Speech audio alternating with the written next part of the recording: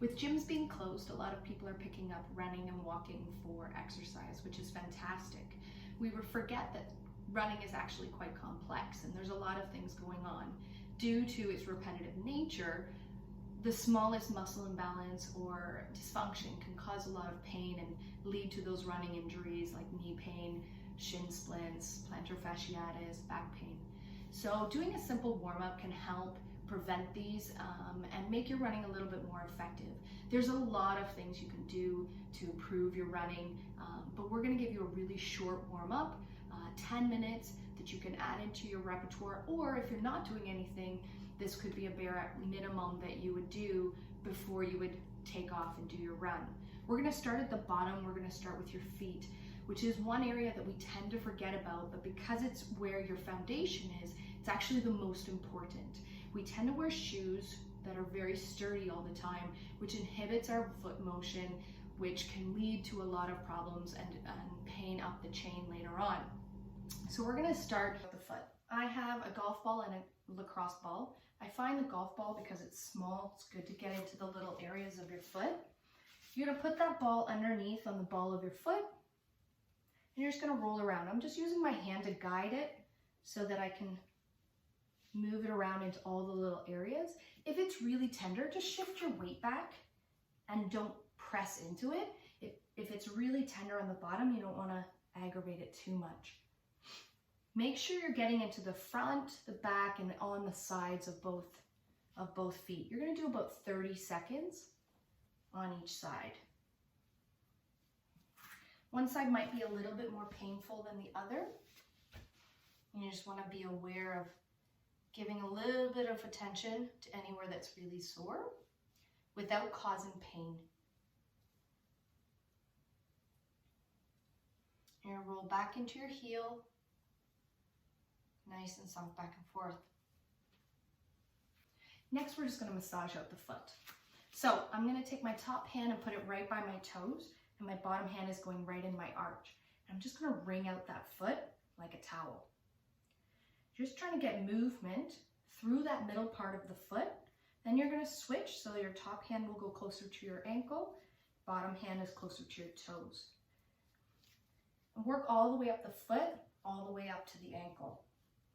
Then you're going to take your hand, split your foot, and you're going to go and work through each toe joint and work across the foot. This is just increasing range of motion into the foot so that as it hits the ground when you're running, you can actually feel the ground a little bit better, which means you can react, and the muscles up the chain into the calf, leg, glutes can react a little bit better to the surface that's underneath your foot. So again, 30 seconds on each foot. You should feel that as you stand up. You should feel that foot kind of wake up. Next, we're going to work up into the calf. So I have a foam roller. I also have a calf roller. If you don't have these, a metal or plastic water bottle could work. Something that won't collapse when you put some pressure on it. We're going to put the roller between your Achilles, the tendon, which is really close to your foot, and your actual calf, the meaty, big calf part. So we're going to put that foam roller right in that small part of the calf. I'm going to take my other foot and I'm going to push down a little bit just to get a little bit more pressure. If that's too painful, just leave it off. It just depends on what you're using to roll and how intense that feeling is going to be. This can be quite painful for a lot of people. You want to roll your leg out to get the outside part, inside, and the middle. If it's really tender in one of those spots, just rock the foot back and forth and circles with the foot, just to increase that range of motion. Again, 30 seconds on each side. One side might be a lot more tender than the other. You're more than welcome to spend a little bit more time on that. After we've rolled out the calf, we want to increase that range of motion through the ankle complex. So you're going to take a knee, and all we're going to do is just drive that knee forward over top the toes. You're going to aim for 3 points, so outside, over top the big toe, and then inside. And just rocking gently back and forth. If you want a little bit more pressure, you can lean onto that knee and really drive it forward. And you're gonna feel that throughout the calf and maybe even in the joint. We wanna make sure that we keep our heel on the ground through the whole motion. You're gonna do 30 seconds on each side. If you find that your arch is actually collapsing as you drive forward, really focus on keeping and pulling that arch up so that the ankle stays neutral as you drive through. 30 seconds on each side. From there, we're gonna move up into the hips. So you're gonna take a seat, arms are back, and you're on your heels, your toes are up. From there, you're just gonna gently rock the knees back and forth. This is just opening up the hips from internal and external rotation. You might find one side's a lot tighter than the other, that's okay. You can spend a little bit more time on that side if you'd like. But you're just gonna take nice deep breaths and just allow those knees to rock and hopefully increase a little bit of range of motion the more you do this. So 30 seconds. Then you're gonna shift your weight 90 and 90 degrees still. From here, you're gonna take your chest and you're gonna reach out over top of that front knee. What we don't wanna do is just collapse. We wanna actually hinge from the hip. So you're gonna breathe in, breathe out, and drive your chest forward and then come back. You can play around with taking your chest more over your front foot or more out over the knee. You're gonna feel that a little bit differently throughout the hip, and everybody's different as to where they feel it. Hamstrings, glutes, hips. And you're just gonna play around with this range of motion across that front leg. You're gonna switch sides. Always make sure you're taking nice deep breaths so that the body doesn't tighten up. And this one you can just play around with whatever feels comfortable for you. More rotation, you'll feel more throughout the back, and more over the front, you're gonna feel more into the hip and the hamstring. 30 seconds on each side. From there, we're gonna work on some rotation, and we're gonna work on opening up through the chest, through the thoracic cage, and through the spine. So you're gonna lay on your side. There's a couple options for this one. Take a foam roller or a yoga block or a pillow. Your bottom leg is going to be straight. Your top leg is going to be bent 90 degrees and put on that support. You're going to lay on your side, hands are out in front. From there, you're going to take a deep breath and you're going to breathe out and you're going to rotate open. What we want to make sure is that this knee doesn't come up off that line of support. You're going to breathe out and open up. And allow that rotation from the hip through the spine and up into the chest. You're just going to do a couple, 30 seconds on each side, just to open up across that body.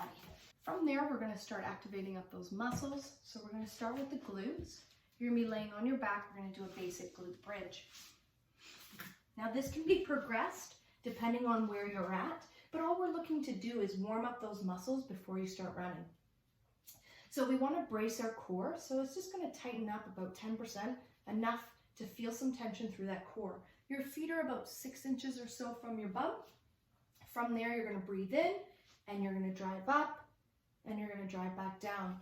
Another trick is take your fists and push into the ground. That's going to fire up your lats and your upper back area, which is going to get a little bit more of your posterior chain fired up. Drive through your heels, squeeze your glutes, and bring it back down. Again, 30 seconds. We don't want to be pushing through our toes. We want our toes just relaxed or a little bit up. So we're driving through our hips and through the back of the legs. 30 seconds. Pause on the top or do single legs. Anything you want to do to get a little bit more activation is fine. From there, we want to work on the side of the glute. So we're going to get on our hands and knees. We want to find a neutral spine. So we don't want to be super arched and we don't want to be super flexed. We want to find a nice neutral spine with a small arch in the back. From there, we're just going to bring the knee up to the side. The foot's not leading. We're just keeping the knee at 90 degrees. and the foot is very still. So it's coming up to the side. From the front, it's just up to the side. We want to aim for about 30 seconds on each side. You can play around with it and do circles. It's up to you. But you should feel this firing up the side of the glute. 30 seconds on each side. The last one is just a little bit higher. We're going to work on that core. Again, we want to fire up that core so it knows that we're about to exercise. So you're going to be in that quadruped position on hands and knees. Again, making sure that that core is braced and that we're not rounding out or we're not just collapsing. So brace the core. You're going to dig your toes into the ground. Your feet are about hip width apart where our knees aren't super close and they're not super wide. From there, dig your toes in the ground and you're just going to lift your knees about 1 inch off the ground. You're going to feel your core light up as well as your shoulders, and we want to make sure we don't collapse. So keep pushing those arms into the floor, and you're just going to hold for 5 seconds, come back down. You're going to come up, 5 seconds. If this is quite easy, you can obviously hold for longer. You can hold for the full 30 seconds if you'd like. And relax. And then come back up. Make sure you're breathing during this. You're not holding your breath. So that's a little warm up that you can do before your walk or your run. Hopefully can reduce any bit of pain or tension that you have and improve the effectiveness of your workout. Obviously, if you're having any pain during these exercises or your run, I highly recommend going to see somebody and having a professional assess you. Pain's not something you want to work through, and it can cause a lot more problems down the road, especially running being really repetitive. If you do have any questions, let me know, comment, or reach out and I can give you any more tips for running or anything else.